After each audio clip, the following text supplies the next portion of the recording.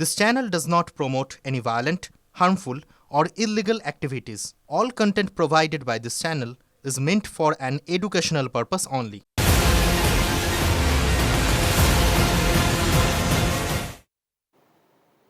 ইউরোপের থেকে বড়, অস্ট্রেলিয়ার দ্বিগুণ আর বিরাট আকারের বরফ মহাদেশেই ভাবাচ্ছে গোটা দুনিয়াকে। উষ্ণায়নের ধাক্কায় যে হারে বরফ গলছে আন্টার্কটিকা থেকে, তাতে তো সাগর মহাসাগর জলস্তর বাড়ছে, আর এই জল তো ভাসিয়েই দেবে উপকূলবর্তী এলাকাকে। সেই বাড়তি জল কতটা বিপদ বাংলার জন্য, কি বলছেন সদ্য দক্ষিণ মেরু থেকে ফিরে আসা বাঙালি বিজ্ঞানী এবং বিশেষজ্ঞরা? আন্টার্কটিকার বরফ যদি পুরো গলে যায় তাহলে ওয়েস্ট বেঙ্গলের মোটামুটি 70 to 80% জায়গা জলের নিচে চলে যাবে।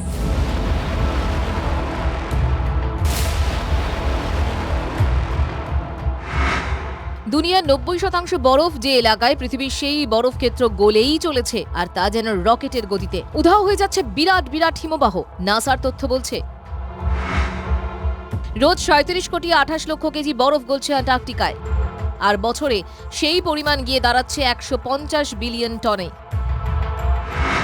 পূব দিকের পরিস্থিতি খানিকটা ভালো থাকলেও খুব খারাপ অবস্থা দক্ষিণ মেরুর পশ্চিম দিকে। সেখানেই হু হু করে বরফ গলছে, আর এই বিপুল পরিমাণ জল এসে পৌঁছেছে একের পর এক মহাসাগরে। আন্টার্কটিকার উত্তরে রয়েছে প্রশান্ত মহাসাগর, আটলান্টিক ও ভারত মহাসাগর।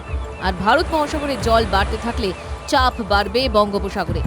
বঙ্গোপসাগর আমাদের রাজ্যের দক্ষিণ প্রান্তে, তাই দক্ষিণ মেরুর সব বরফ যদি গলে যায় তাহলে তো বাংলার সমূহ বিপদ। আন্টার্কটিকা অভিযানে গিয়েছিলেন জলপাইগুড়ির আবহাওয়া বিজ্ঞানী প্রীতম চক্রবর্তী। প্রায় 1.5 বছর সেখানে থেকে গবেষণা করেছেন। দক্ষিণ মেরুর বরফ গলা এবং বাংলায় এর প্রভাব নিয়ে উদ্বেগ ধরা পড়েছে তাঁর গলাতেও।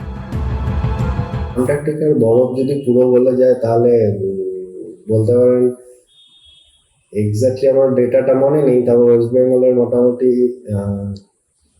70 to 80% জায়গা জলের নিচে চলে যাবে।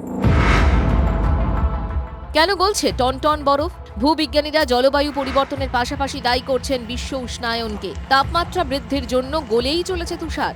আন্টার্কটিকায় প্রতি দশকে বরফ 12 থেকে 13% কমছে, যা কখনো ঘটেনি। 14.2 মিলিয়ন বর্গ কিলোমিটার এলাকা জুড়ে বিস্তৃত আন্টার্কটিকা, যা 40 মিলিয়ন বছর ধরে বরফের চাদরে ঢাকা। পৃথিবীর 70% মিষ্টি জলের ভাণ্ডার সেখানে। সেই মিষ্টি জলের পুরোটাই বরফ আকারে বিদ্যমান।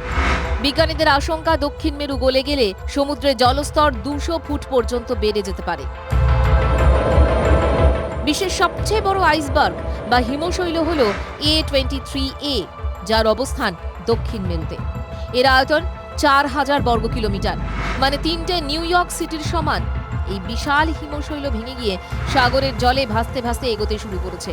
একটু একটু করে সে এগোচ্ছে দক্ষিণ আফ্রিকার উপকূলের দিকে। ভারতীয় গবেষক হিসেবে 3 বার আন্টার্কটিকায় যাওয়ার অভিজ্ঞতা রয়েছে দেবদীপ চক্রবর্তী।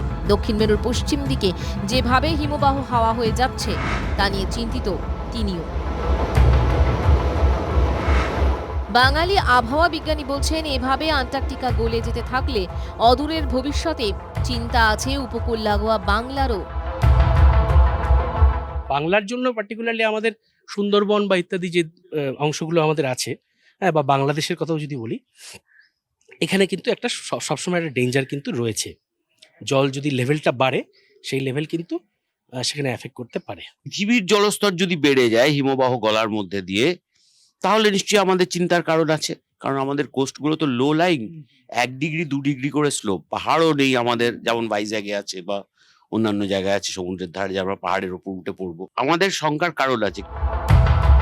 বিশ্বের 5ম বৃহত্তম মহাদেশ, পৃথিবীর শীতলতম অঞ্চল। ভূপৃষ্ঠের উপরে বরফ, নিচেও। কুমেরুর নিচে এত বরফ আছে যে মাউন্ট এভারেস্টের অর্ধেক ঢুকে যেতে পারে প্রতি বছর। সেখান থেকে কিনা 150 বিলিয়ন টন বরফ গলছে। আন্টার্কটিকার এই বরফের চাদরে ঢাকা মিষ্টি জল সমুদ্রের লবণাক্ততা কমায়, আর এই বরফ গলতে থাকলে সমুদ্রে বসবাসকারী প্রাণীরা মারাত্মকভাবে ক্ষতিগ্রস্ত হতে পারে, আর বসতি এলাকায় হানা দেবে সেই বাড়তি জল। তখনই যে সমূহ বিপদ।